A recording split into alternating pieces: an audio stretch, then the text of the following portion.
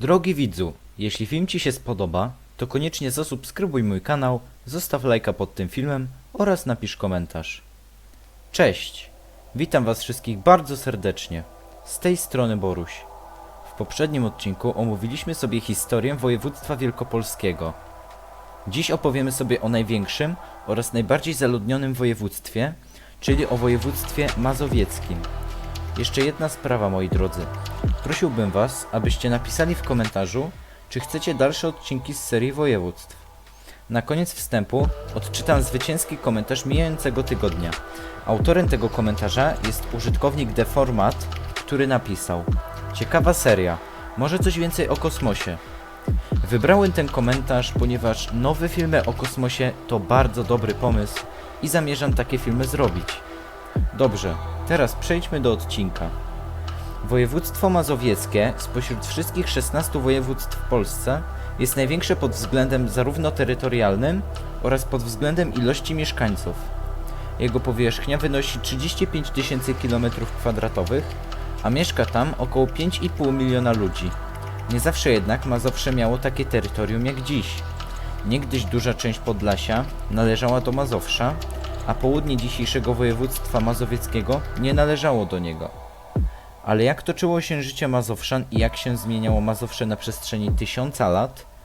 Zaczynamy omawiać historię tego regionu od momentu, gdy Mazowsze zaczęło się wiązać z polską państwowością, a więc od panowania Mieszka I. Pod wodzą tego władcy wojewie podbili i zajęli mniej więcej w latach 970-990 ludy słowiańskie zamieszkujące Mazowsze. Od tamtego czasu region ten stał się częścią państwa polskiego.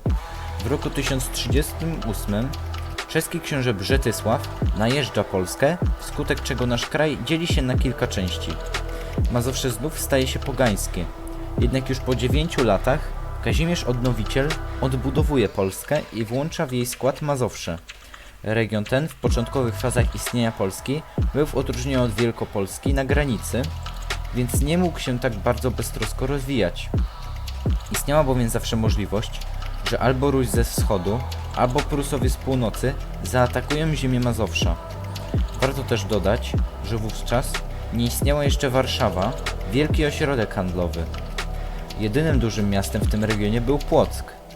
To sprawiało, że Mazowsze było jednym z najsłabiej rozwiniętych regionów Polski. Po śmierci kolejnego króla Polski, Bolesława Krzywoustego w roku 1138 następuje rozbicie dzielnicowe pomiędzy jego synami. Mazowsze przypada Bolesławowi Kędzierzawemu, który w następnych latach podbił Pomorze Gdańskie oraz Małopolskę. W roku 1228 książę Mazowsza Konrad Mazowiecki w obawie przed niszczącymi atakami Prusaków z północy sprowadza Krzyżaków, dając im ziemię chełmińską, by bronili Mazowsza i jego mieszkańców przed najazdami pogańskich Prus. Krzyżacy jednak nie posłuchali księcia Mazowsza i sami podbili i zajęli Prusy, tworząc tam swoje państwo. Wówczas Mazowsze było jeszcze bardziej zagrożone niż wcześniej.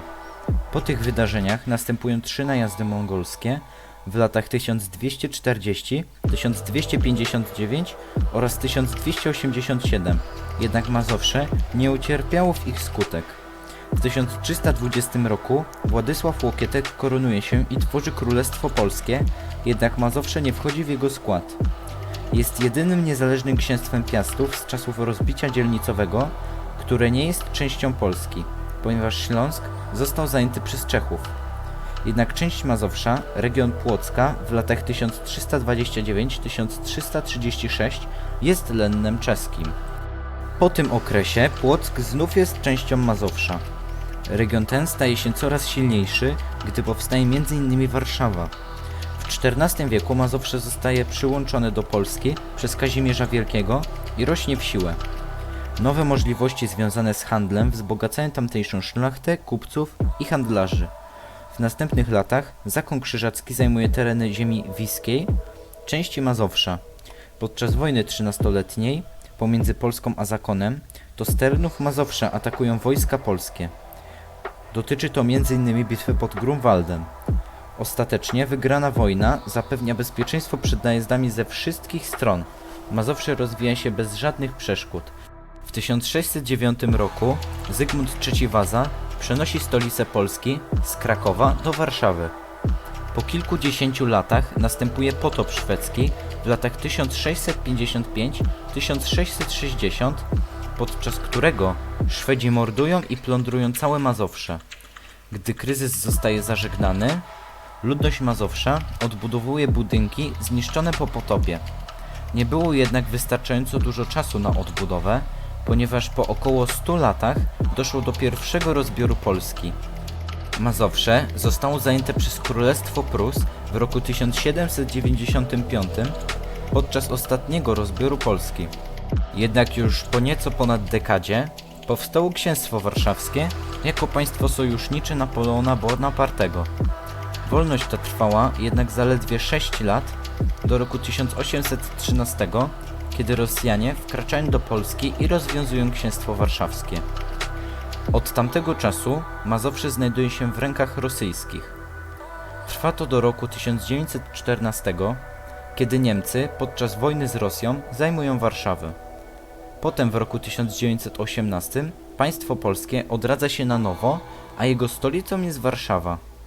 Warszawa, a więc miasto mazowieckie, zostaje stolicą Polski do roku 1939, kiedy Polacy przegrywają kampanię wrześniową z Niemcami. Warszawa zostaje zbombardowana przez Niemców. Wewnątrz miasta powstaje getto, wielkie więzienie dla cywilów. Jednak w środku II wojny światowej zostaje spalone przez nazistów. W 1944 roku w Warszawie wybucha powstanie, które trwa 2 miesiące. Po jego upadku Niemcy rujnują całą Warszawę. Gdy w Polsce przejmują po II wojnie światowej władzę komuniści, Warszawa znów jest stolicą Polski, co wpływa na rozwój Mazowsza. Pod koniec istnienia Polskiej Rzeczpospolitej Ludowej Mazowsze jest najlepiej rozwiniętym regionem Polski. Po uwolnieniu się od władzy komunistycznej Warszawa aż do dziś jest stolicą Polski, a Mazowsze, jako województwo mazowieckie, najbardziej zaludnionym i najlepiej rozwiniętym gospodarczo regionem Polski. Mam nadzieję, że film Wam się spodobał. Byłbym wdzięczny za dobicie do 25 łapek w górę. Na koniec mam dla Was pytanie, na które możecie odpowiedzieć w komentarzu, czyli kto był odpowiedzialny za tak zwaną rzeź Pragi? Jeśli dobrze odpowiecie, to w odpowiedzi umieszczę serduszko. Tymczasem żegnam się z Wami, życzę Wam wszystkim zdrowia i do usłyszenia. Cześć!